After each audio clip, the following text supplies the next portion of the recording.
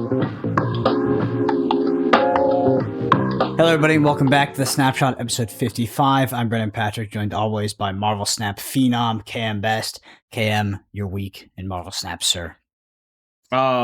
Pretty solid. I've enjoyed it. Post Blob nerf, it's been a lot of fun to figure out what's still good.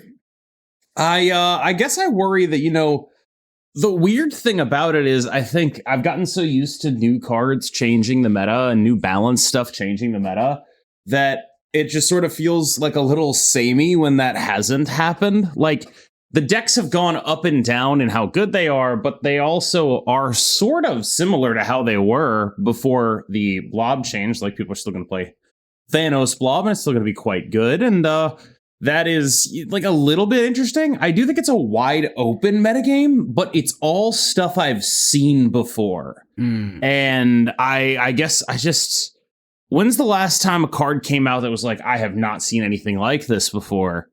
Loki. And I really don't know. Like Loki, right? And it's just like, I kind of missed that. I don't know. I've just been thinking. Well, let me ask you. So in regards to the Blob nerf, which, I'll break down later, just the effect of it what is the optimal kind of nerf for you? We talked about obliterating cards in past podcasts. No, that one was perfect. Yeah, so is that sort of the optimal nerf where the card is nerfed, but the deck is still played? Maybe it sees a few changes, but it's still a top deck. Yep, that was perfect. Like, they really threaded the needle of keeping Blob's identity and relative power correct. Like, he is still, big 6-drop, maybe the biggest 6-drop. And I think if they'd messed up the number a little bit, it could have been a lot worse. Like, too high and he's too good still, too low and he's not playable, and it feels like another Mobius thing. And I think the number they landed on, 15 being their breakpoint, was a very smart one. And I think that more than that, though, adding, like, it's like the Galactus thing, they added a lever. And so now he's easily fixable if he does become a balance issue, either too low or too high. And that's cool. And just for everybody listening, that Blob nerf was previously a 6-4, and it is now a 6-0. And the new text says, merge cards from your deck into this until it gains 15 or more power. Ongoing, it cannot be moved, not removed. The text is very, very small here. But talk to me about that number 15 in particular, because we saw another card move away from 15 up to 16, Old Reliable in the form of Destroyer. Why is that the sweet spot, do you think? Can you draw any parallels to other cards that exist in the game? Specifically, the parallels I draw are the Infinite and Devil Dinosaur. But I think more generally, this can be understood in the context of it probably shouldn't realistically be bigger than a Shuried Red Skull. Right? Like, that's how you need to understand Blob. Because, like, I use Shuri Red Skull here as a byword for what you would understand to be a lane-winning threat. And I think, like, when you think about how Marvel Snap's decks tend to play out, the best decks are doing, like, 60 points in a game or something along those lines. And the question is, are you 20-20-20 or are you 30-30? Right? And so the further Blob gets from being a reliable one-card 30, the less immediately lane-winning on his own he is. And that 15 means that getting anything in that 30 range is a massive high roll. Now, I do wonder if it might not be just a little too high, because I don't think it should even be possible.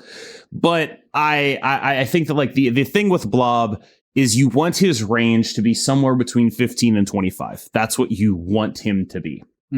And as long as he's that, I think he's balanced. When he's significantly above that, which he was before the change, that is an issue. And so when you look at how math works out, that 15 range seems to solve that more often than the other ranges do. Interesting. So that's actually a concept we've never talked about on this podcast, the sort of aggregate quantitative value of a deck over the course of a game. He talked about it being 60 as a sweet spot and splitting that 20-20-20 or 30-30 and assumably 0 is, like, obviously it's an oversimplification. Of course, but that, I think that heuristics like that are really, really powerful for evaluating new cards that might come into the metagame. When you put them into a deck and you're like, oh, the average value of this deck is potentially something like 75, and that's way above rate.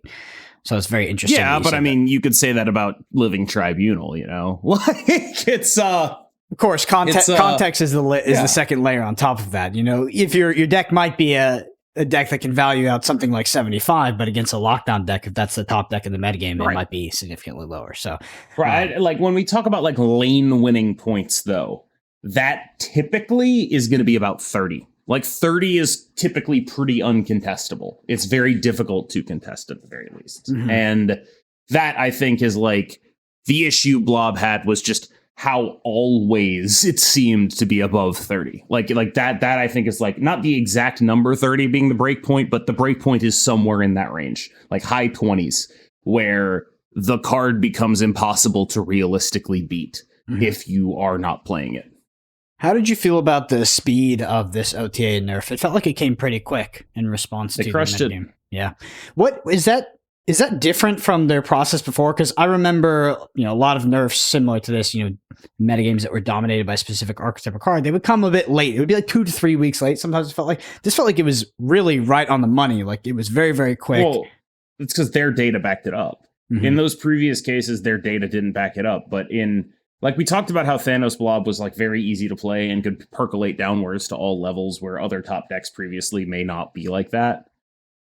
They made a statement that was like, yeah, this is the number one card on win rate and cube rate. It's easily the best card in the game. There's no excuse for us not to nerf it. There's no internal contradicting data. There's no skill testing elements of the card. It's just too big and it wins too much. And so we're making it not that. All right. Well, let's talk about the rest of that OTA. So you mentioned Blob. Destroyer was also changed. Destroyer was previously a 615, is now a 616. This is reverted back to the original power, right? Back on global release. How do you feel about that? Do you think of the game, is this a reflection of the game being power crept slightly, that this is safe at a 16 power? Or, did it maybe never need to lose that power? I got all ready to make a video that was going to be, we should revert all the power nerfs, the 1 power nerfs that have happened. And when I went back through and actually looked at them, there was maybe one that I'm wildly confident can be reverted, and that's Captain Marvel. And I think there's probably one other, but it's not coming to me right now. There are less of these than you think. I guess I just sort of thought in my head that there was a lot of things that got nerfed in the early meta and they got a power chopped off of them that could now get it back due to power creep. But it's actually just Captain Marvel and then Lizard's text. And it's oh, that's kind of it when you think about safe things to revert that's in the context of only cards that can get 1 power back safely. You could argue Bishop back to 3/2 could maybe get 1 power back safely. I think that's reasonable. But I think actually a lot of the nerfs were not just knocking 1 power off stuff, or a lot of the nerfs that were taking 1 power off stuff were Sandman and were good and they should stay that way. You know what I mean? I think it's my instinct to say, oh, the game has been power crept, Destroyer's been power crept out of the meta, and that is true, but it got power crept by the card Silver Surfer, which came out the month after it got nerfed, right? It didn't get power crept by all this other stuff. It got power crept immediately. And so I guess what I'm getting at is I think they did a better job, having looked at it, than my instincts were telling me after the Destroyer thing. I was how many more Destroyers are there out there? And there's 2 or 3, Bishop, Lizard, Captain Marvel, that could probably get that point of power back. But I mean, it's not as many as I thought, honestly. Yeah, Ongoing Destroyer was actually, I don't know if it was the first or the second deck I ever climbed to Infinite with. It might have been the first. It was definitely sort of the big dumb guy deck of that metagame to an extent. It was Silver Surfer before Silver Surfer, right? One thing you have to understand about that metagame is the prevalence of death-based decks. And so it was a deck that played Professor X, Armor Cosmo. And it just absolutely ruined those decks. But more importantly, it was the deck that played it was a tech deck, the proactive tech deck that existed later in the form of Silver Surfer, where Silver Surfer was playing Armor/Goose plus Cosmo. So you just didn't have a lot of ways to deal with it and had a lot of points from the Silver Surfer. And we saw an example of this deck much later in the Marvel Snap life cycle with Elsa Bloodstone and Mobius and Luke Cage, the proactive tech deck that is getting stats from somewhere else.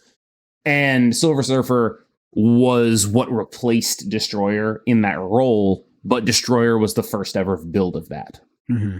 How do you feel about Destroyer now, given the buff? Because I couldn't help but notice your Destroy list that you posted on Twitter did not include this. Well, yeah, why would it? This new 616. I mean, if it was powerful, what if it was like a 625? I mean, what I'm trying to get you to say is that it was a 625. Yeah, what I'm trying to get you to say is that it's not powerful enough still. That is correct, but it also, like, the move from 15 to 16 does nothing, but I don't know what move would, right? Mm-hmm. I think the move from 16 to 15 kind of did nothing. It didn't get power crept by losing 1 power. It got power crept because Silver Surfer came out and it did the same thing but better, right? Like, the nerf to Destroyer is not why Destroyer stopped seeing play. Destroyer stopped seeing play because it wasn't worth doing what it was asking you to do. Mm-hmm. And so giving it the power back, it's not going to put it back in the metagame, really, but like at least it gets people thinking about it. Mm-hmm. All right, next up is Viper. Viper is previously a 3/4, is now a 3/5. Let me know if you want to talk about these individually, or if I should just go through them. No, yeah. Yeah, I have talk opinions, to me about dude. Viper here. 3/5. 3/5 is a great stat line, and I'm glad that they're experimenting with like legit 3/5 with upside, because I feel like they're currently constrained because of the way the vanilla stat lines line up. You're like 3/4 with upside. That's what you have to do to make a good card, because Cyclops is the vanilla 3/4, right? And it's like, okay, name one good 3/4 with upside that isn't just something that's actually bigger than 3/4. And before this month, I don't think you could have come up with it. They printed Kyera, actually a good 3/4 with upside, first time ever. And that's pretty much it, right? Like, this is like a very hard space to do something good in, unless the thing you're doing is all about your effect, right? If the only thing that matters about what you're doing is your effect, and you have the 3/4 stat line slapped on, right? Like, the previous best 3/4 with upside was Cyclops, who was, you know, a 3/4 with upside, but what he actually is like a 3/12, right? Like, that is not exactly what I mean there. You know what I mean? It's very difficult to make the 3-cost stat line work because of how good 4s and 2s are relative to it, right? Why am I playing a 3/4 when I could play Jeff or Zabu and not have to worry about 3s at all? Mm-hmm. You know what I mean? Like, why am I playing a 3/4 when I could be playing a 2/3 Jeff? Why am I playing a 3/4 anything when I could have a Jeff at 2/3? Like, the rate is just messed up. And I so when we talk about Viper at 3/5, I'm glad they're in this space. I don't think it does much for her, but I will say 5 power does feel like the break point for me, where I'm like, okay, that actually influences a lane now. That's actually just an actual body there. I think that's a good number. Mm-hmm. Interesting. Yeah. I don't think I'm going to see a ton of play with her, me personally, because I hate when I draw cards late and they're completely useless. And Viper definitely has that issue. Yeah. All right, next up we have Celine. Celine was previously a 1/1, was switched to a 1/2. So a 3 power change there. Deserved. I'm not sure she does anything amazing, but I do like how well she goes with goblin stuff.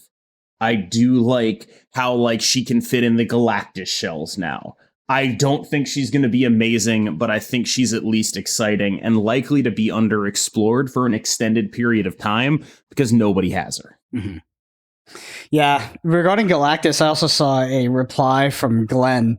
I think somebody's posting on Discord asking if Galactus could get reverted to the 7 power, and Glenn said it's possible. No. I hold on. I'm not going to claim any special knowledge of Glenn, but I know how people type on the internet here. Like, what they said was, could you please tell me that it's possible Galactus gets reverted? And he said, sure, it's possible. I think he's having a little bit of fun there. I'm going to be real with you. That's hope, Cam. That's hope. And don't you take that away really from not. us. You're saying you're coping. I get it. Yeah. Oh, you're saying I was coping. It's like, no, I'm pretty sure I'm right about this.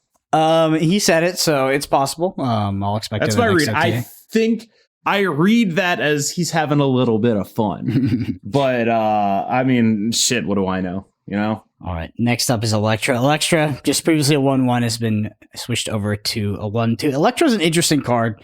I feel like this card has always been one of those cards that comes out. I mean, it's still pretty niche, but it comes out. It's more of like a theory-based card. I felt like in actual play, it was just very, very clunky. Because it requires multiple things to be going on. It can be pretty bad late, and the way priority can be manipulated with a lot of decks that it was good against.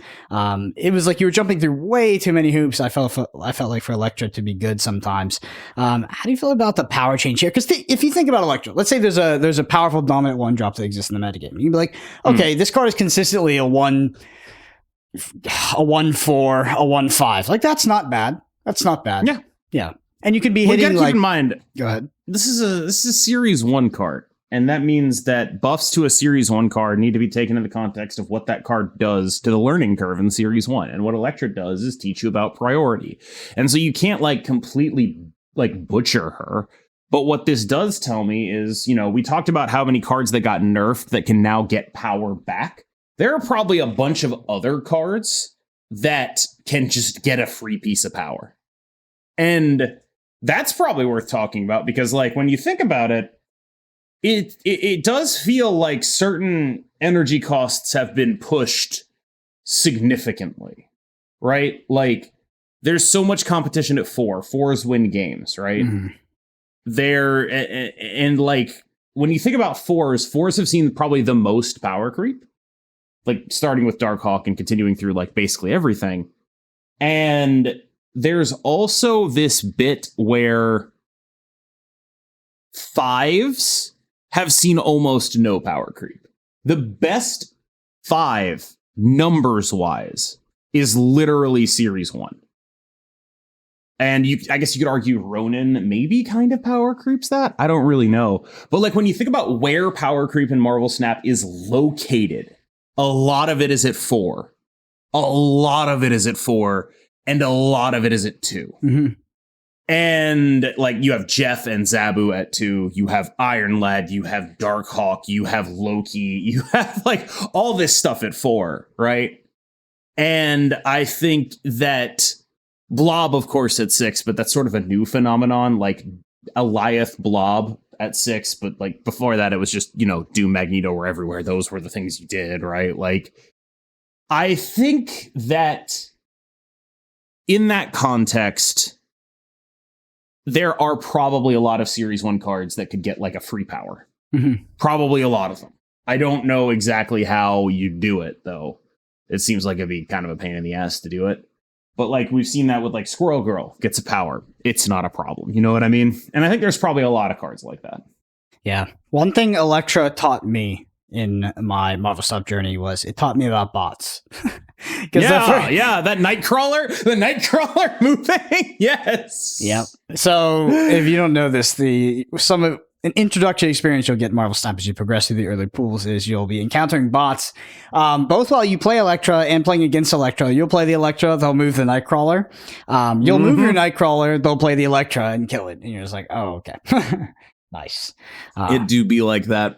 All right, next up is Dazzler. Dazzler was a 3/2 and is a 2/2 now. So going down to that critical 2 energy spot. What are you talking about? What do you mean? Oh, Dazzler. Jesus Christ. What am I talking about? I thought you said Dagger. And I was like, that's not what happened to Dagger at all. No, I actually like Dazzler. It's like Mojo you control. I think that's a pretty solid spot for it to be. I don't necessarily think that it's going to see an overwhelming amount of play, but I am very interested in it in like bounce shells, for example, where like you're doing Mysterio Hitmonkey and it's just like a 2/8. And that's just like, oh, I'm very interested in playing a 2/8. That's really good. And things like that make sense to me for Dazzler. I have seen people doing it in like Patriot stuff. I don't buy her there. She's not solving the problems in that deck in any real sense of the word. If anything, she actually plays into your weaknesses by being yet another ongoing card that you have to separate from your other ones. I tend to think that if she makes sense anywhere, it's in like Zoo or Hitmonkey type things as opposed to other things. But I also don't think she's a big needle mover. she's not the kind of card that, like, let's say it was Elsa, right? And you could just get like a bunch of procs off the Elsa. She's not the kind of card you could fit into a lot of shells. She only goes where you do the one thing. And I think that is a good balanced strategy. I don't think it's going to necessarily result in her being elite, but it results in her being compelling. And I think that's enough. Mm-hmm. And it's also, I mean, this is a massive buff as well. We talk about it all the time. Anytime a card moves from anytime a card moves from 3 to 2, not only see a huge cost reduction just in terms of numbers, but that 2 slot is just so much more powerful than that 3 slot in terms of flexibility for the deck. So I was also thinking the same thing for like zoo decks. I wasn't really considering bounce, but I understand what you say. You say not a needle mover. Yeah, it doesn't fundamentally change the dynamics of any of these decks, but there is a world where it is a part of something bigger than itself, where there's like a critical mass of guys that cost too little, and she is one of those guys, right? Like that is the case for Dazzler, is if and when that happens. Mm-hmm. All right, Hercules previously a 4/6 is now a 4/7. I don't think this does anything, but I'm just glad to see 4/7s. I know I've been banging this drum for forever. It's just like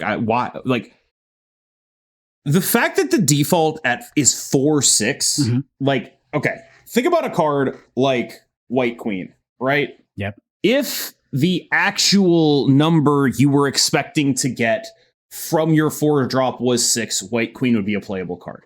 But it's not, because that's not the actual number you're expecting to get from a 4-drop, right? Like, there's a difference between the in practice value you get from a 4-drop and what the game tells you you're supposed to get from a 4-drop. And so I have been all in on like just make things 4/7s. Just make stuff 4/7s. I want to see it, right? Mm-hmm. Like that's what I've been about that. And I think that is a good thing. Personally, for me, I think it's good that they're willing to move into that space. Mm-hmm. But KM, the information you get off of White Queen is so powerful. Like, what do you think the average power for a 4-drop is in Marvel Snap? Be like, for real, what do you think it is? Because I can't ballpark it, but I can tell you that there's a bunch of cards that are premised off of it being 4/6. Like, mm-hmm. And I mean like a bunch of cards that are premised off of being 4/6. And even those ones that go out of their way and scale up to 4/9 if you complete a quest are unplayable. Like when you think about a 4-drop right now, think about Sentry Annihilus. Your 4-drop is just 20. Like think about that. Think about Darkhawk, right? Like it's just like 14 or something ridiculous, right? That like White Queen is not just a little bit off. She's off by like 6 points or something insane like that. Like that's what you're trying to get out of your 4s when you're playing Marvel Snap. Like how much value is Shang-Chi in the average game where you're playing him? Like 14 or something? Minimum 13? How much value is Enchantress? Enormous. Blow up a Devil Dinosaur? She might as well be like a 4/19 in those situations. Like that is what you're competing with at that slot. And so you need to put more oomph into it if you're gonna try to get one of these cards to be good. Yeah, I guess it's kind of flipping your own question back on you, but if you were going to play a textless vanilla 4-drop, how much power would it need to have? I would strongly consider a vanilla 4/9 Dodge Shang. Like I would strongly consider vanilla 4/9 Dodge Shang, even a vanilla 4/8, just like big unit Dodge Shang B Zabu. I would strongly consider that, right? But like the utility there is dodge Shang, right? Like be as big as you can while dodging Shang-Chi. Like that's the actual interesting bit of it to me. Like I would strongly consider a vanilla 4/9. For the record, it's part of why I'm excited for Cull Obsidian, who's very close to a vanilla 4/9. It's like I actually like that kind of stuff, right? Especially if I can Zabu him down to a vanilla 3/9. That's really sick. I'm very interested in doing that, right? Like there's some stuff that I think is worth doing at that cost, but I don't think you can ever do it as long as you're pegged to the vanilla stat line is 4/6, right? Like you can't do any of that. Mm-hmm. Like think about all the 4/9s there are, right? There's like the Thing on High Evo. There's Jessica Jones, there's Rescue, and then think about how like unplayable they are. Just absolutely 100% unplayable. Yeah. All right, last one, Dagger. Dagger was a 2/2, and it said, when this moves to a location, +2 power for each enemy card there. It is now a 2/0, but it says, when this moves to a location, +3 power for each enemy card there. This is the sickest thing they've ever done. Because this card is still not very good, or at least the shell it goes in is not very good and has not been optimized into something respectable. But I will get like 4 comments that are like, dude, Dagger is OP. She's a 232. And it's like, okay, did you win the other lane? Like, it's Dagger is exactly... it's such a great card. This is a great card because somehow they invented a 232 that has like a 46% win rate. Yep. It's just like, I'm very impressed with their ability to do that. Like, this is a card that gets enormous and huge, like 30% of the time, and then just instantly dies the rest every other game. Right? It's very cool that they invented a card that people can think is OP without being very good. That said, I don't think people have done enough with Dagger, myself included, to say outright that she's bad, just that where people are playing her currently is bad. Yeah, it's interesting cutting out the sort of the base power floor there by taking away the power, but increasing the scaling. I mean, it just makes the card a lot worse when you don't draw it on curve, I assume. Yeah, it's, I mean, I think it actually, okay. It makes the card... I don't think that's true. I think it makes it easier to make it good late, right? So you go like Dagger Ghost Spider, that's just 14 points, right? Like, that's really good. And I think that's probably underexplored in like a Sarah context where it's just like, holy shit, that's a lot of numbers. But right now, all everyone's doing is playing Dagger as high investment 32-point idiot, right? Mm-hmm. And when you do that, I think she's bad. But I do think there is probably something to be said for her in other contexts. It's just the issue is you have to commit so hard to the move stuff to make her good. Yeah. And that's tough. That's interesting because I felt like even in the past, I'd seen Dagger just splashed into a lot of decks. In that 2 slot, even when Angela used to exist in sort of its OG sense, some people were kind of like Dagger believers. I remember when we get Molt back on here. Yeah, I was gonna say that's what I just, when Molt was really banging the drum on. Yeah, we need to get Molt back on here. I'm talking about Dagger. Yeah. All right. Last thing for the news, we had a new card release, which was Meek, which is a 1/1. Says after each turn, if you discarded any cards, gain +1 power for each and move. Your thoughts? Yeah, he's not very good. Yep. That's kind of what we predicted in the card review for the month. How do you feel about? I mean, I feel like I ask this every single time we have a card that gets released as way under bar. How would you bring it up to par? Oh, geez. I don't think I would want to. I think if I were working for Second Dinner, I would send Meek back to the fucking lab because I just don't think there's any way for a card like that to be satisfying. It's either like the numbers on it are going to define what it is. So, well, I guess that's not true. When I say there's no way for it to be satisfying, I should like expand my mind here. Mm-hmm. That card can never be competitive unless it's broken. Yep. Which means it's not made for competitive play, which means it's there for the people who want to be like Johnny's and play Wong Modok and have a second payoff for that. Like, it's not for me, right? Like so I wouldn't send it back to the drawing board or anything like that. It's just like, you have to be so careful with a 1-drop in this game. And we've learned that lesson a lot, is like, as soon as a 1-drop ends up being something that is actually good and can actually win lanes, things get legitimately scary, right? Mm-hmm. And I think that Meek being so much weaker than Morbius is a consequence of just like, you have to be harsh on ones. You really do. And because of that, you can't actually make this card to a power level that makes sense. There's not any levers on it that I feel comfortable pulling, right? If we suddenly give him +2 every time, he's obviously berserk, right? Yeah. He's just like completely insane. If we start buffing his base power, you run into like power creep issues where it's like, okay, why does this guy get to be a 1/2? You know what I mean? Like, why does this guy get to be a 1/2 with a bunch of upside, right? Like, you could probably do that safely, but it does sort of raise those questions. And I guess I just don't think there's any real levers to pull with him that I actually like. Yeah. I think other than like, reverting America Chavez, but making it only runnable in discard or something like that. Yeah, I think we had a conversation regarding one drops in Marvel Snap like a while ago. And it's just such a sensitive area of the game because we had comments specifically asking us like what we thought about buffing these one drops because they don't see play. Could we give them a power here, a power there? And it was like a lot of the problem with one drops was not just like, oh, they play this slightly above rate card on curve but it comes in when they can play basically their whole entire deck late in the game and they just power slam all this stuff. Where you have things like Kitty Pryde, which is it's like ridiculously scaling one drop and it just takes over the game. It's not a coincidence that the most nerfed card in Marvel Snap is the best scaling one drop. Yep. Yeah. Like that's not a coincidence. It just goes into every deck as well. It's just, yeah.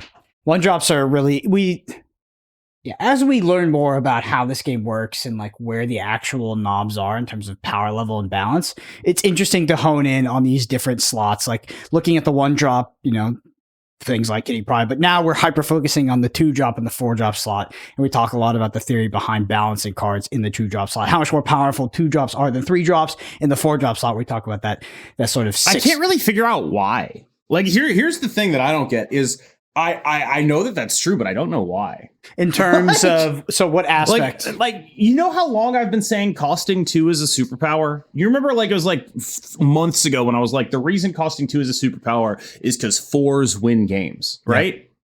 But I don't know why. Oh, why 4s win games? Yeah, like, I don't know. Yeah. I don't know why. I got some theories. Like the power creep stuff, like once Darkhawk comes out, you're like, oh shit, how do we ever make another 4, right? Wow. I don't know why. Like, why, for example, are 5s all guy who doesn't die to Shang-Chi and has a beneficial effect, or the biggest fucking idiot you've ever seen? Those are the only things 5s are. Mm-hmm. Yeah, what's up with that? Also, what about 3s? Like, what if 3s could win games? I mean, that would be a bad experience. Yeah, right? how big does a 3 have to be to win a game? Well, like, what if it could, like, right? It would just, your 3 would just end up in something like a Sarah. Like, you don't want like last time 3s could win game was Loki, right? Mm-hmm. Like, yeah, you don't want 3s to be able to win games, right? Like, I don't know. Like, there's this whole weird thing that happens with Snap where it's like when you look at every other, like, I guess I don't know how to phrase it. Like, 4 had the rules broken for it so early. Does that make sense? Yep. Like, when you look at 4s before Darkhawk, it's like a very, like, the best 4s are, Shang-Chi and Enchantress. That's just how it works, right? Yeah. But then Darkhawk comes out, it releases as a 4-8. Zabu comes out, everyone realizes it's actually like a 4-14. And then if you work for Second Dinner, you're in the position where it's like, how do we ever make another 4? Yeah. How much did Zabu change that equation? Does Zabu just polarize like 4s for eternity? I think so. Okay. I think like if you had to make me guess why 4s are the ones that win games, it's because of Zabu. Yeah, that makes sense. Because he gets you, like, part of this is because 3s are bad, right? Because why play a bad 3 when you could play a good 4? Yeah, that costs 3. Yeah. it's like, oh. But like, when you look at like what 4s could be, like go through not just the vanillas. I don't want you to think about just the vanillas. I want you to think about the cards above the vanillas with downside, right? Mm-hmm. So like at the 2 slot, you have like your vanilla 2-3, and then you have your 2-4 with downside, right? And that would be like Cloak or whatever, right? And then you have your vanilla 3-4, and then you have Swordmaster as a hard cap. That's a 3-6 with a massive downside. Huge, enormous downside. So like if you want to make a 3-6, for example, well, it better have a downside on the level of Swordmaster, and that sort of pushes it down. And then at 4, you're like, okay, we have our 4-6, and then we have, Jessica Jones, which originally went to 4-8. Things like that. Like, okay, Rescue originally went to like, I think 4-9 actually. It's like, here's our range, right? And the rules just get broken more at 4. Like, look at something like Crossbones. Enormous downside, doesn't pay you off for it. or like Drax, enormous downside, does not pay you off for it. Like, part of the fact that there are so many good 4s means that there are probably more bad 4s than basically anywhere else. Mm-hmm. Like, there are more complete, awful, unplayable 4s because the rules got broken for 4s, it feels like. Yeah, I wonder how much Zabu just limits design in the 3-drop slot, because effectively your 4-drops can just be 3 drops, you know. I don't think Zabu does that. I think it's like the base. I can't put my finger on it. I don't know why this is, but I have known intuitively for a year that costing 2 is awesome and costing 3 sucks. Yeah. And I'm guessing at why, but that's still just guessing. The last time I liked, you know, when I liked cards that costed 3 was back when Sarah was a deck, and the old Sarah But even decks. then, even back when we were doing Sarah, it was like, what are the best 2s we can run? And at least then we had an explanation, because Sarah matters more when you're getting a 50% discount than when you're getting a 33% discount, right? Like, but I just, why are 4s the ones that are allowed to start winning games? That's really it. Revert the Silver Surfer nerf. Why are 4s, like, why is it okay that those ones get the, it's like, it really does feel like the breakpoint is 5 power, where suddenly that is a threat that has to be respected. 5 power really matters. Like, 5 power, that's a 1-2 plus a 2-3. That's a significant investment. Like, you look at like Dr. Doom. Dr. Doom can win lanes. 5 power, it matters, right? And there's just more, like, that's naturally that breakpoint fell in 4's favor, basically. So there's just a bunch of 4s that can be reasonable threats in any given lane. Yeah. I honestly don't know the answer either. And I think that one of my bigger questions is just like, the 4-drop slot is so powerful, like, why not the 5-drop slot?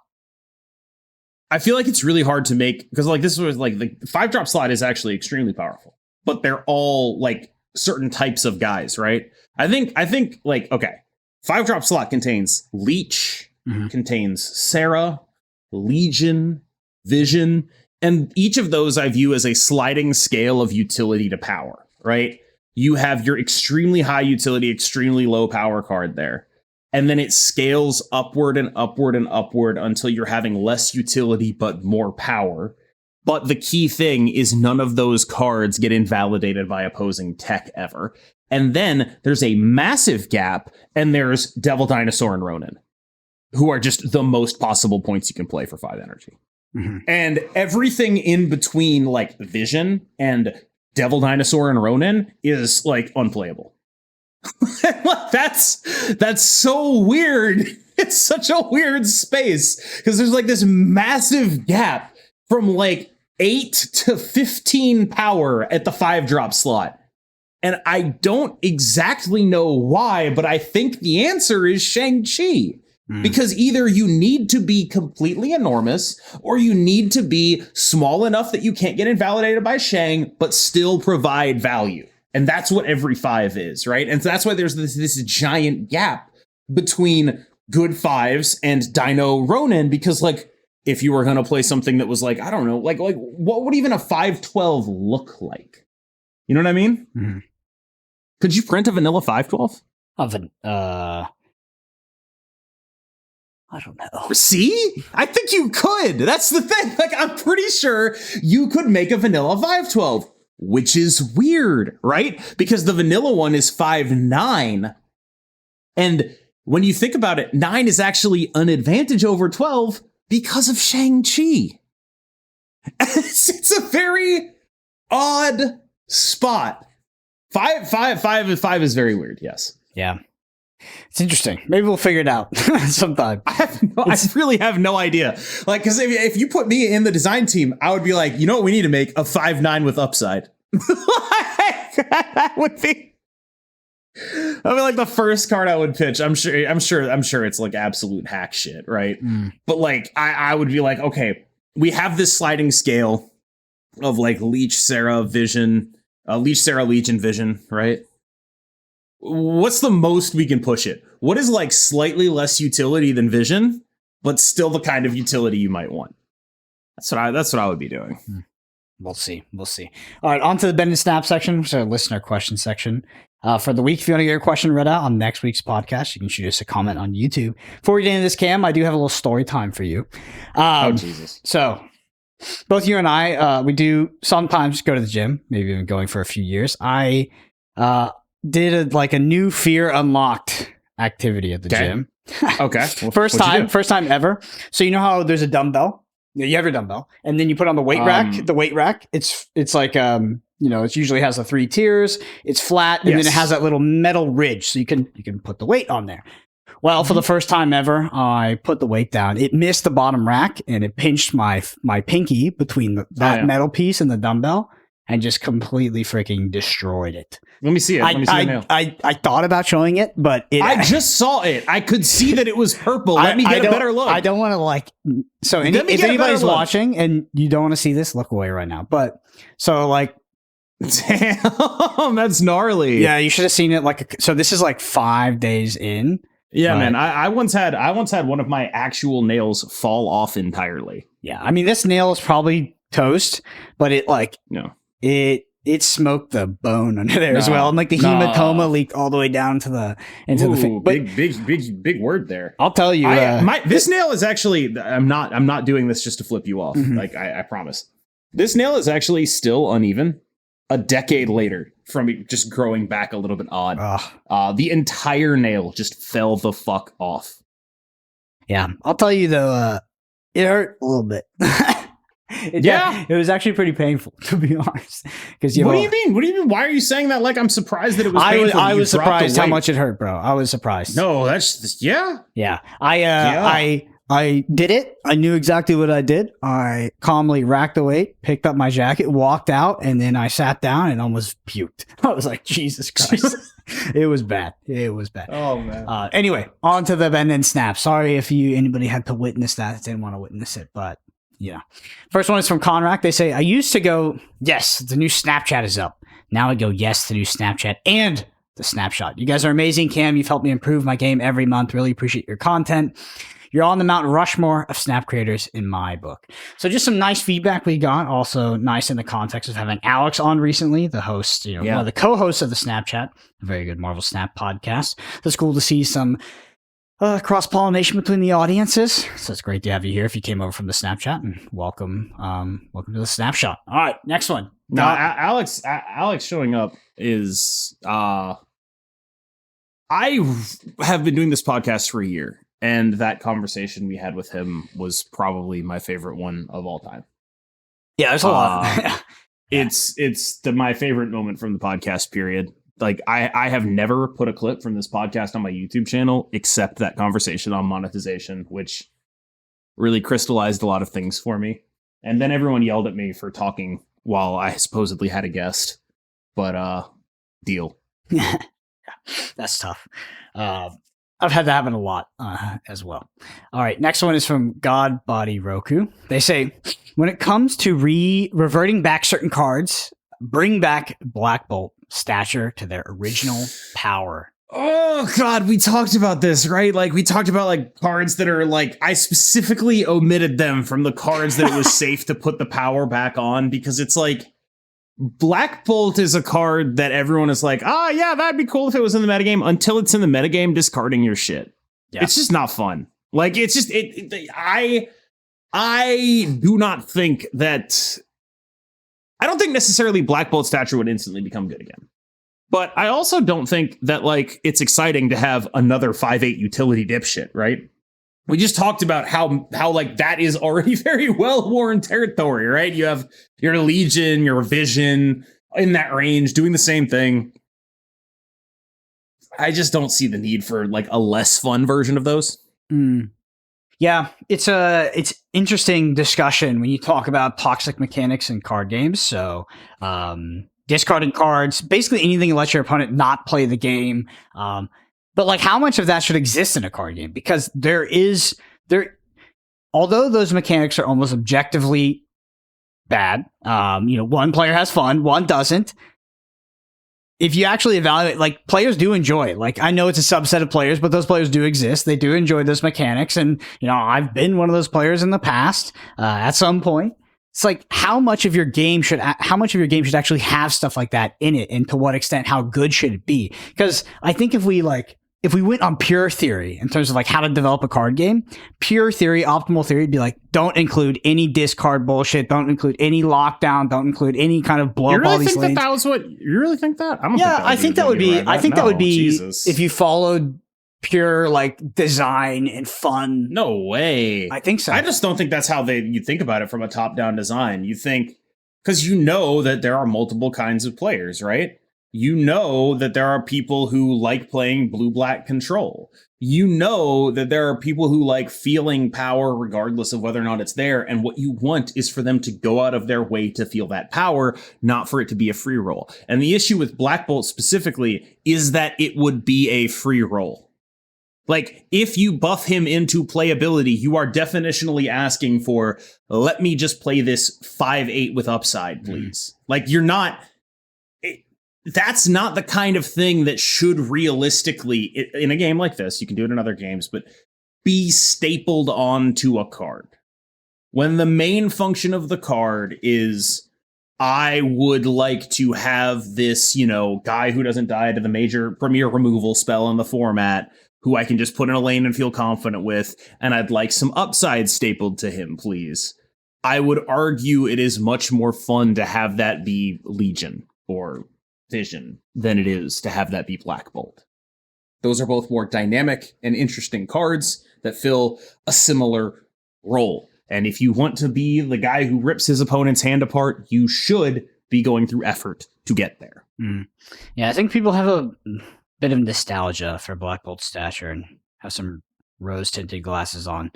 It was by far the best deck in the game to a degree that was like unprecedented at the time, I believe. Like, it was like, yeah, and it lingered very around after egregiously that as well. strong. Yeah, I do think it would probably be fine on power to revert them, but it's just like, why would you? Right? Like, what is the upside of reverting these? You're just making another 5/8 that has some ups. It's cool, man. Just sick. Like, there's another one now on that 5-drop continuum. Great job. Mm-hmm. All right, next one is from Mix and Love. They say, question for KM. Since at the end of the day, Marvel Snap is a game about points and there's no card advantage, attrition, or minion combat, do you think there is a mathematical way to determine the points output range over average for each deck? Kind of what we talked about earlier, to be honest. I'm not smart enough to calculate or run simulations on this, but I feel like it is probably possible and should be the main metric used for balance. It may be possible, but I do not think that should be the main metric used for balance. I think that one of the issues that many people have with Marvel Snap is that it's a highly context-dependent game. The context, not just of the deck you're playing and the deck your opponent's playing, but of the cards you drew, the specific cards they have, the potential for specific cards, the fact that your locations are going to be different in every single game. Marvel Snap is probably one of the most context-dependent games that there is. Your deck is going to play differently depending on the game that you're in, the locations that you get every single time. And I think this manifests in two ways. The first is people often ask for, I need some hard and fast rules for this deck. And it's like, I don't know what to tell you other than like play Zabu on 2, right? Like, put 2 units in the lane you're trying to Miss Marvel. Put Miss Marvel in the middle. Like, there's not hard and fast rules that you can actually use that will help you get great in that sense, right? Like, I can tell you what to think about at various spots, but I can't do it for you because every game is going to be so different. And like a deck like Loki, for example, really maximizes this every game is extremely different type of deck, where it's like, I think that the main thing that throws a wrench into the idea that this should be the main balance thing is the existence of tech cards. That's the main thing, right? Mm-hmm. Like, I think it could potentially be useful, but really what we'd be talking about is the context relative to everything else. Yeah, I'm trying to think about if Marvel Snap is the most context-driven card game I've ever played. Probably. I'm definitely a context disbeliever. I think that this idea of context evaluation of cards leads a lot of people astray in other card games, specifically. So in card games, how so? So in card games that have card advantage, people will play dog shit cards because they look like they're going to be good. Like they have to jump through some hoop. So right. Yeah. Like, yes, yeah. No, like I think that even that is like, I think what you're describing is not people who are those cards aren't good in context, but they're pretending they are. You know what I mean? Like, that's not the same thing as using context. That's not using context. It's the opposite of that. It's hiding behind it as an excuse to play a situational card instead of a good one. Yeah. My idea is that the Pareto would be you would just take all of the quantitatively most value cards. However you want to determine the quantitative value of a card, you'd have to develop your own system. Some systems would be easier than others. Flesh and Blood would be easy. Lorcana would probably be hard. Magic would probably be hard as well. But you create whatever system, and then you just play the cards that are the highest value in a vacuum, to be honest. And so Pareto is the 80-20 rule. And 80% of the time, you'll probably have a better deck than the person that doesn't do that as your first line of sort of evaluation when it comes to cards. And I'm like I just think that nobody, if you were a baby who was being birthed into a world of pure thought, maybe that would make sense. But we already exist in enough context soup that I think doing that would be like trying to it'd be like trying to go back to a time before the car was invented. You know what I mean? That's the thing is, I think it's. I actually think it's a bell curve. That's what's funny is I think that you're right at the beginning of the bell curve. Then you go to the top of the bell curve, and it's more context based evaluations. You're like, and obviously Marvel Snap might be a bit different, so that's where this discussion can be lost. But then as you get to the end of the bell curve, right? I feel like you're just describing Flesh and Blood. No, also Lorcana, also Magic the Gathering, 100%. Like 100%. Those games in particular, even more than Flesh and Blood. I think that there's a world where it's like, yes, all the rate matters, but once everyone is playing just all the good cards on rate, then the context matters again.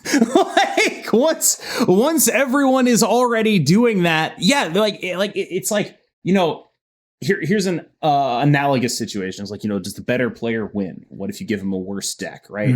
But like once you guys are playing the same deck, then play skill matters again, right? Like that's sort of how I think about it, right? Like, a lot of mid players hide behind context-based evaluations, but I view playing good cards as like, that's how you get into the realm where your context starts mattering.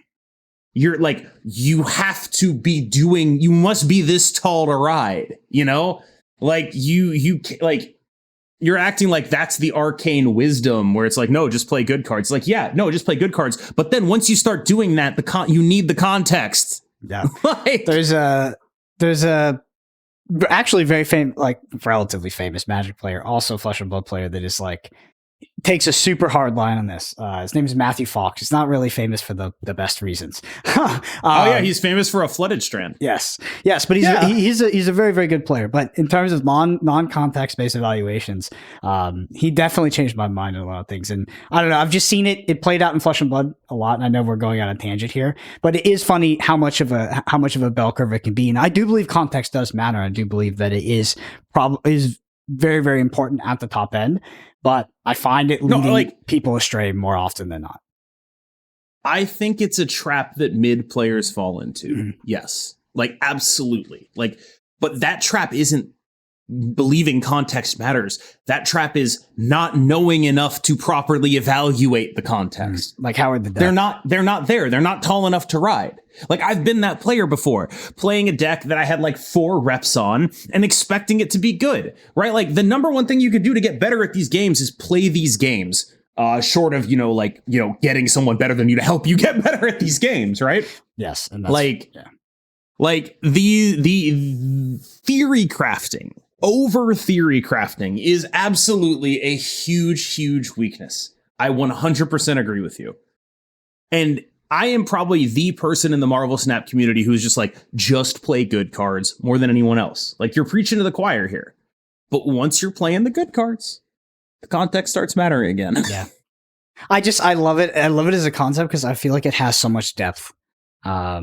And yeah, so many people think about it in different ways when it comes to card games. And you find there's a vast spectrum, right? There's the new player, the intermediate player, and the advanced player.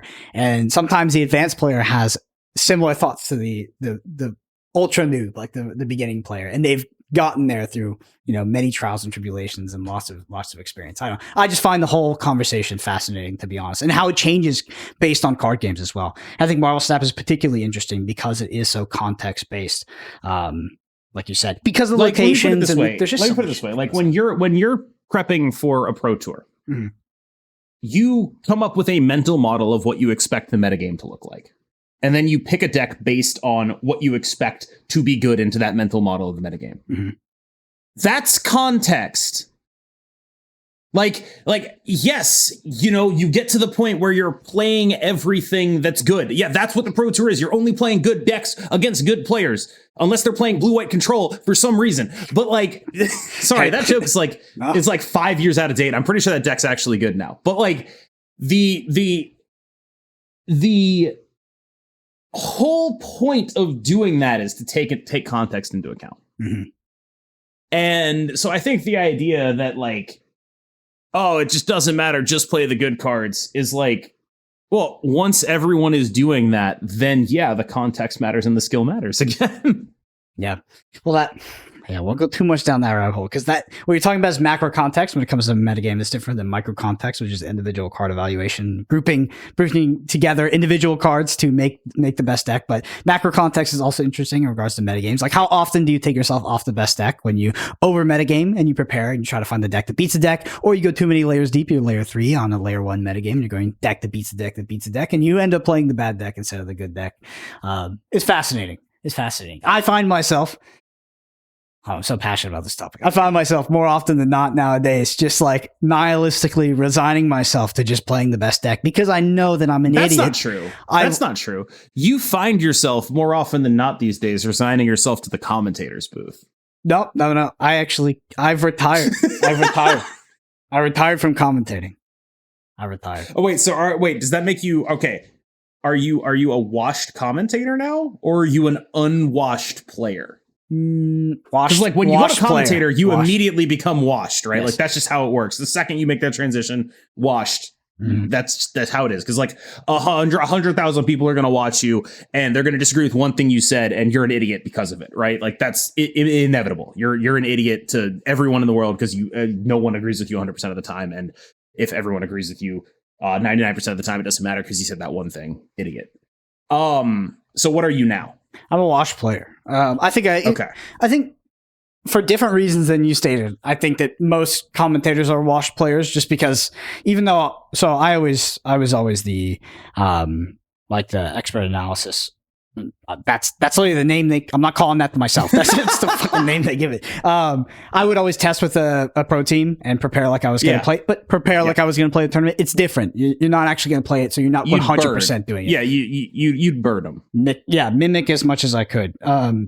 So I would be very well prepared. I would understand. Nevertheless, absolutely washed compared to the actual players that are competing on those circuits. So, I retired from commentating. It's funny you say retired. I'm done commentating. You didn't even tell me.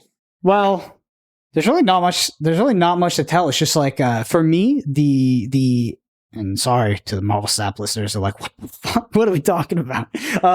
For me, the EV of playing is infinitely higher than commentating. That's crazy. Right, is that actually true in a monetary sense? Absolutely. Or is it just like your personal? Really? Yes, because. Again, sorry to Snapshot listeners that are far away from this topic. No, it's a Flesh and Blood podcast. The Flesh and Blood podcast is a competitive podcast. There's a Patreon that has deck guides. So like everything that I do in the space as a player funnels back into the brand. So there's that, which is you can't put an exact number on that, but it's non-zero for sure. That when I commentate, it's less. There's less conversion to the back end and like everything we do there. Less respect in the community, but also like. We have a team, like we have sponsors, we have a team, like all these things, like it's all symbiotic now. That's just better for me to play. And sorry to anybody who's an aspiring commentator in any card game. It's a tough space for sure, but compensation trends downwards. Gigs are not guaranteed. It's just like it's tough. So I would rather, I'm just gonna go back to playing because it's also fun. Playing is also very fun. Yeah. Yeah, I guess we didn't talk about that, but yeah, this year I'll be playing on the Pro Tour and the World Championships. First one is PTLA. Yeah, good luck. I thought when are we gonna see you out there? You were talking about it. Yeah. Tell him to get me one of those invites. You get me like one of those free influencer invites. You know what I mean? They don't exist, but for the low price of $500, you can buy one. Oh, Jesus. Yeah, or you can go qualify. I mean, up to you. All right. Next question. Dustin Backey. I mean, Glenn responded to someone saying they hinted he wanted that he wanted the season to be a big dumb guy season. Planet Hulk. God. What, oh my god! What? I'm so mad about this. What if they tuned back so mad about the this. early scalers intentionally to make it a big dumb guy season, and will adjust accordingly later? I'd love to hear your thoughts on this. Okay, this is just classic internet bullshit, right? It takes a comment and blows it up with a magnifying glass until it explains 4 months of behavior. Let me put it this way. They started nerfing those early scalers with Angela and fucking Elsa. You think they were doing that 3 months in advance so they could make Planet Hulk season the big boy season? That is ridiculous. There is a 0% chance. There is not a dev team on Earth competent enough to manage a metagame to make sure that something like that happens. It does not exist. And if it did exist, I love the Marvel Snap devs, it wouldn't be in Marvel Snap. This is a comment that is very clearly aimed at what are the cards released during the season, right? Like, oh, well, it's Loki season. We wanted Loki to matter. Oh, it's Elsa season. We wanted Elsa to matter. Oh, it's Planet Hulk season. We wanted big guys to matter. What does that mean every single time? It means they released cards that work with them. Oh, we wanted big guys to matter. So we printed Kyhera. Oh, we wanted big guys to matter, so we printed Scar. It does not mean, oh, we wanted big guys to matter, so we systematically nerfed everything that could reasonably scale upwards, so you had to play big guys. Get fucked, idiot. That said, they did do that. It just wasn't because of this. It wasn't by intelligent design. I do believe they intentionally were like, we should nerf the scalers. I think they did that. Yeah. I don't think it was because of fucking Planet Hulk season. That's insane, right? It's taking two things that are correct on their own and adding them up into like a crackhead stew. It is, this is. And I'm sorry for being so harsh on the person who asked this question, who I'm sure it was just like well-meaning, but like, this is why I kind of despise the dev Q&A stuff, is because they'll say like the most anodyne thing. Oh, we wanted big guys to be good in the Planet Hulk season. Very obviously referring to, we printed some cards that were good with big guys, right? Like, that is the very obvious interpretation of that sentence. And then everyone is like, do you think they fucked with the entire metagame for the last 3 months to make this happen? Oh my God. Like, it's like, no, dude. I think they printed Scar and Kyhera. Like, what do you want from me? Like, no, I am fairly certain that they did not nerf all of those scalers in order to make big guys better. I think that is... Like, there's just... But they did nerf the scalers and make the big guys better. They did nerf the scalers. And we are in the Planet Hulk season. Correct.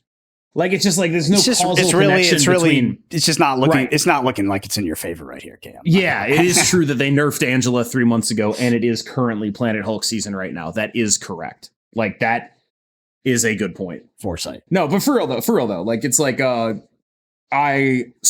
have you ever seen... This is going to sound so mean.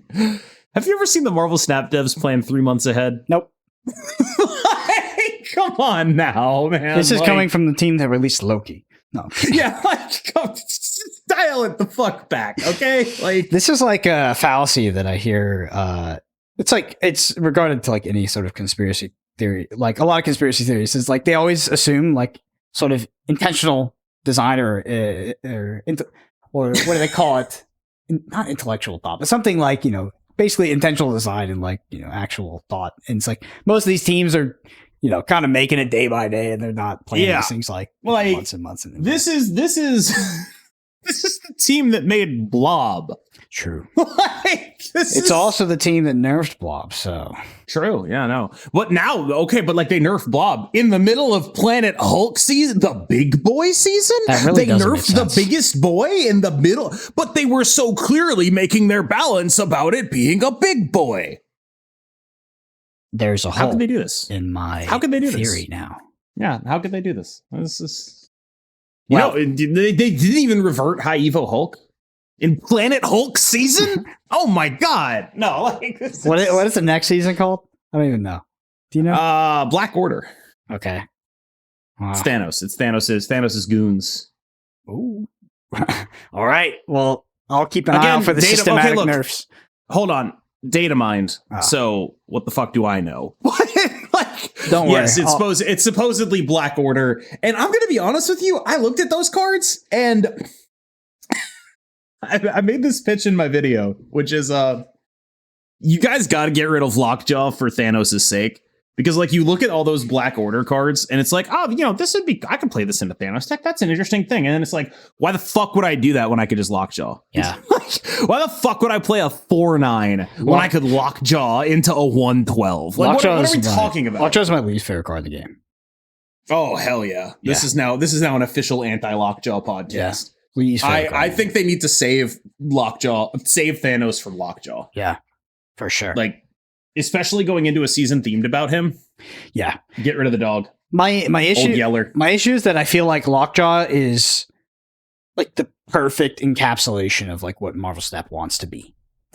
I also am worried about that. Yes. Yeah. Yeah. It is exactly like the super but like I have thought Lockjaw was nerfable since the first month I played this game. Yeah. There was a leaderboard that I finished 4th on in the wave season. And they gave us little text interviews. And in my text interview, I was the only person of the 10 people they interviewed who said, they asked us like, what card do you think is overpowered? I was the only person who had Lockjaw on my list. Lockjaw wasn't like crazy back then too, right? Like, it wasn't that crazy, but I was just like, you're going to have to do something about it eventually. Yeah. This is just... That's why nobody else picked it. You're going to do it. It wasn't the number one deck. You just saw the card and you're like, this card sucks. No, it's messed up. Yeah, it's like, oh, well, that's never going to do anything balanced in a million years. Okay. Yeah, it does make Thanos way less fun. Anyway, on to the next one. Alejandro. I've never played or invested in any other live service card game before, but I've been playing since the Morales season pass, and I love this game. I don't consider myself a whale or anything. Usually just buy the season pass and save my gold for good bundles. I don't think SD wants us to have every card out there, and that's okay. They certainly don't. There's plenty of archetypes and cards to play, and if you need to learn them, there's Proving Grounds. Anyways, don't know why I rambled on about this, but I thought I'd share my experience with the game. I don't ever make Infinite even, just get my 500 gold at rank 90 and call it a day. Lol. I also share a birthday with Marvel Snap on October 18th. I picked out this comment because I think it's just great to get people that have this, hold this side of the line or have this point of view, because we always get the other side. We always get the other side, the person that it doesn't. It's nice to meet someone who touches grass. Yeah, something like this that. Is a comment from someone who touches grass. They sound like a well-adjusted human being who understands the priorities in their life. They can play the game to have fun. They can actually have fun playing the game rather than like they're obsessed with like getting infinite. If they don't get infinite, then they're not, they don't have any self-worth. Who would those people be? Well, if it helps, you don't have any self-worth if you do get infinite. So, jot that down. Oh, God. It's just good. It's great to get a sort of positive outlook on this. We don't hear a lot from that side. So that's why I picked up the comment. I like it. I did like particularly, I don't think SD wants us to have every card. I don't know. I think they do want you to have every card, but you got to pay for it. You got to pay for it. It always makes me giggle a little bit because I still get targeted by this Ben Brode advertisement. Oh, the don't pay for power ad? Yeah. That was a little outdated. Maybe they should take that one off their media campaign, maybe refilm it, but it always makes me giggle when I get targeted by that. Anyway, next one, Dustin. If they had a seasonal release set, so this is in regards to us talking about, they currently release cards weekly, and we talked about like, they could batch release them at the season or something like that. He said, if they did that, I'd be out. I love how quickly the meta changes and how there are always new strategies to explore. I think that is correct. Right? Like, you don't want to get rid of the balance thing because of the incongruence with the monetization. You want to fix the monetization to be more congruent with balance. Agree. What I would like is both. I know it's a lot to ask, but I do like the weekly card releases. And I do think that when they released, She-Hulk and Thanos, like that was awesome as well. It'd be cool if on the season reset, if we could get a couple, I know we kind of get that now, but if we could get that batch release again, that's a lot to ask and it's probably unrealistic, but I do think both systems have their merits and they would work together. They'd be very symbiotic together. They wouldn't be cannibalistic of each other. So maybe both. That's a lot to ask, I know. All right, next one's from... That is a lot to ask. Hey, but I'm paying thousands of dollars to play this game. I can ask a lot, okay? Next one is Will. They say, I think Cam's Discord rubbed off on me somehow because I'm just racking up Phoenix Force wins. It's true. My Discord loves Phoenix Force. There's like several subcults in my Discord, which I encourage all of them because I think it's extremely funny that there's just like deck threads that contain entire communities that never leave the deck thread. That's so cool to me. I try to take a hands-off approach with it where, like, you know, I'll go where I'm wanted. And if they don't want me going in there and being like, yo, this deck sucks, I won't do it. I will let them, I will take that hands-off approach, and you can just go nuts in my Discord as long as you aren't a complete asshole. Well, as soon as Phoenix Force is good, you know everybody's going to that thread. Yep. Tens of thousands of lines have been written on theory regarding Phoenix Force. Oh man, it is just phenomenal how many, like, just go to my Discord and it's like, okay, there are, like, you look at the decks for him, right? And it's like, okay, we got a deck. All right, this one has 20 posts in it. This one has 1,600. This one has 1,100. This one has 200, 4, 36, 24, 6,000. Yeah. The delta is insane here. Reminds me of, I played a game called Grand Archive once, and Grand Archive is this like ultra high-powered card game, crazy combo decks, like turbo drawing, like so many cards a turn, and it was like hero-based. And there was this one hero that just sucked. It probably doesn't suck anymore, but in the first set, it sucked. The name was Sylvie, and it was like this ultra fair, like creature based hero. And then I remember I was looking at the Discord, and there's these threads on decks, and one of them was like, make Sylvie good. And it had like so many freaking comments, and like the thread was like so invested.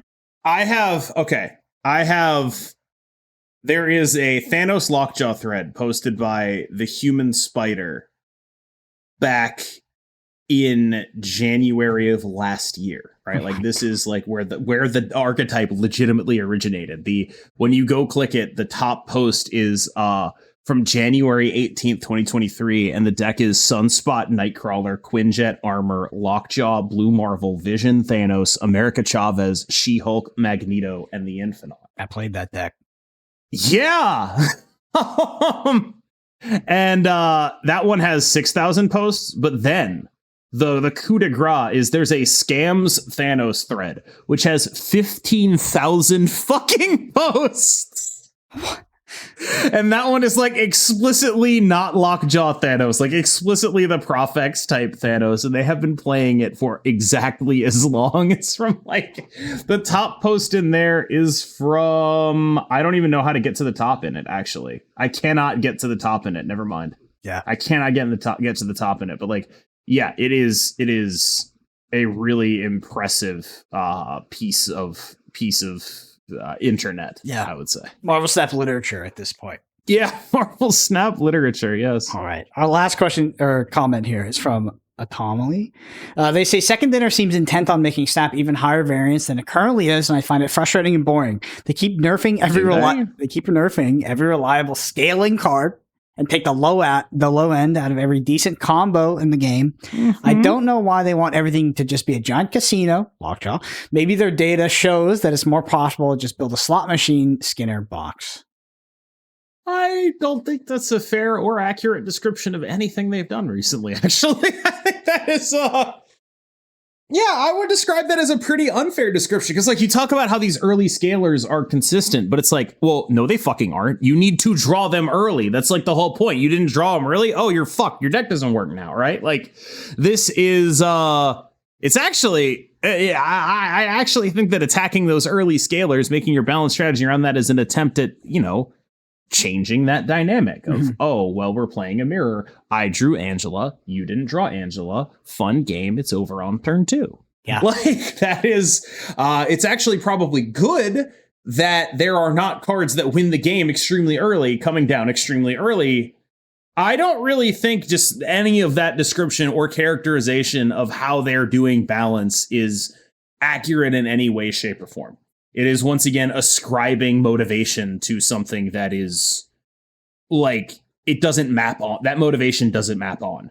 If they wanted the game to be like RNG, blah blah blah blah blah, why does Hela always suck? Like, if that's what they wanted the game to be, why is it always so goddamn bad?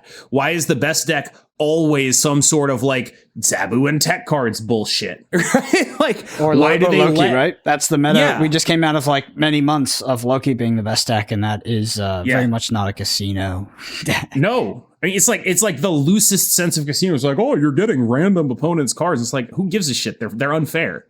Like, yeah, they all cost one less, and I got 6 of them. It's like, oh no, the RNG. Yeah. Oh yeah, God. I only got half their deck. Shit. Like, it's like, yeah, no, I just don't think that's an accurate description of the game over the last year in any way, shape, or form. Yeah, I think that they Sorry. do. I think Marvel Snap does like some of the RNG elements. You know, they do like to make those ceilings pretty high. But like you said, like Hela is not consistent, and therefore it is bad. But I don't think it's like a core motif. Do it pretty well. Yeah. I think like they balance RNG high rolls with more consistent decks fairly well. Yeah. One thing I do wish is I think killing the Angela stuff, like that engine. Mm-hmm. Was the engine that competed with Zabu stuff Yeah. for being a mid-range deck. And right now, there is no way to play mid-range without Zabu stuff. And I would like another way to do that. But I don't particularly think that they were attempting to kill consistency and make RNG decks better. That seems ridiculous to me. Yeah. That said, I have the same gripes with Lockjaw. I just don't think it's like, oh, we got to keep Lockjaw around because we want high rolling to matter. I don't think that's why it's around still. And they did take the low end out of, he said at every decent combo, I'd say the only decent combo in the game, which was Galactus, but what actually are decent combos that have had the low end taken out of them? I don't know. I have to think about Like, what is serious. a decent combo. What was a decent combo deck in this game? I mean, Galactus is a decent combo deck. I can't think of one. Yeah, what's is Thanos is Scam? Is that a combo deck? No, not a combo deck. Yeah, combo's a funny word. It's nobody can describe combo accurately. Everybody has their own definition. So yeah, what's a combo? Is it 2 cards? Is it a synergy? Is it a deck that only does one I feel thing? like combo deck to me refers to, deck that doesn't function when it doesn't do the thing that it wants to do, but when it does do the thing that it wants to do becomes unbeatable. Decks that have like high cube rates relative to their win rates tend to be like in that vein. Something like Mr. Negative, something like Living Tribunal, something like Hela. Those are combo decks of various flavors, right? And I don't think we need to get into like defining it because it's like the Supreme Court definition of pornography. You know it when you see it, and getting into defining it just lets people fuck around and play games with words when they don't even really care enough to do it. So I'm not going to get into defining combo. You can't fucking make me. I'm just going to Chad Wojak. I've already depicted myself as the Chad Wojak and you as the Soy Wojak. This argument is over. You are the Soy Wojak saying, but you need to define what combo is. It means so many things to different people. And I am the Chad Wojak that just says, no, this argument's over. It's over. I've already depicted you as the Soy Jack. All right. Well, combo. Good luck defining it, and whatever. That's my combo. My combo is Soy Wojak and Chad Wojak, and they equal. I win this argument. Yeah. Combo. I actually think the definition of combo is fascinating, mind you. But I will not torture you all with the definition of combo. Honestly, one liner here. I'm just gonna go out with that. Like combo. Combo as an English word does not encapsulate all of the strategies that fall under that umbrella, and therefore the word is drastically misused. Nevertheless, all right. I was on. It's over, Brendan. I've already depicted you as the Soy Jack. All right. So, Thanos, where does what does it lie now with the blob nerf? Like, just it's good. Just same deck. It's good. Just tell me what the metagame is in less than 60 seconds after these nerfs, these OTA changes. Where's the Okay, metagame lie? there's Thanos decks that look relatively similar, and there's Thanos decks that don't look very similar, but they're still both playing Blob. Most of them are still playing Lockjaw. Some of them are playing Loki as mirror tech. There are decks that use Zabu Miss Marvel tech packages, and that includes Sarah, that includes Loki, that includes Darkhawk, that includes Black Knight. Those are all kind of in the same archetype. There are decks that people are playing that I think are pretty cope, but have good numbers on the data websites. That would be like Destroy, She Not, Discard. I think those are all pretty complete ass. I tried Destroy. It sucks, but it exists because it's a new metagame. People just want to play something that is actually good and proven. It's like their safe space. So there's those decks. And then I'm pretty sure there's a good Annihilus deck out there. I don't know exactly what it is, but I've seen like, Annihilus Darkhawk with Eliath in it. I've seen, Annihilus Bounce. That's like been one that I've championed before. And then there's like the other kind of decks, which are just like these decks that are just doing points. So like traditional Bounce falls in here. The like move decks with Dagger fall in here. Where like these decks that are just doing points and just instantly lose to, say, Living Tribunal. Other deck that exists, probably Hela exists, but it's still Hela, but it does exist. And I think that's pretty much the metagame in however long that was. Mm-hmm. Well, I thought that was great. I actually want to put this out to I almost said chat. What the fuck? I'm not a streamer. To the listeners, I think we should have a new section at the end of every pod, which is the metagame. If it's making me do that, I swear to God. Metagame in 60 seconds. I like it. I'm going to quit. It's really good. I mean, it's great. It's just everything you need. I love it. I love it. Let us know if you want that. I'll leave it up to them. God. Not me. Now that I've said that, though, a bunch of people are going to be like, yeah, we want that. Fuck Cam. I thought it was legitimately good. All right. Okay. Anyway, if you're listening to this podcast, you enjoyed the number one thing you do is leave us a review. ratethispodcast.com/snapshot. Or you can go to Apple Podcasts or Spotify. It helps more than anything else you can do in your life. There's a video version of this on YouTube, youtube.com. In your life. You got that? At @the_snapshot. Hit that like, subscribe while you're there. Twitter's up Brendan APG. KM Best MS. Cam is streaming in the evenings. I do things. Yeah, no, I mean, there's Twitch drops. So do check me out on the Twitch drops day. I'm going to be going pretty long. I have some obligations on Wednesday, and my stream schedules are going to get a little bit weird this weekend. My dad has a medical issue, so I'll be visiting him and also catching up with some friends. So I'll probably be streaming from my dad's house on like Friday and Monday, and likely not streaming Saturday, Sunday. But hopefully I'll be able to get streams in on all those days, and it'll be fun. Yeah, I just want to give a final shout out to the Cam Best Discord as well. I mean, Cam talked about all those different deck threads and all the different communities that are brewing all those interesting decks. Go check it out. I mean, that's a great resource. Like you said, January of last year developed some of these archetypes, debatably developed. It is Lockjaw. Literally where the original Thanos Lockjaw deck. So check it out. It's a good resource. It really is. But thank you all so much for listening. We'll see you next week.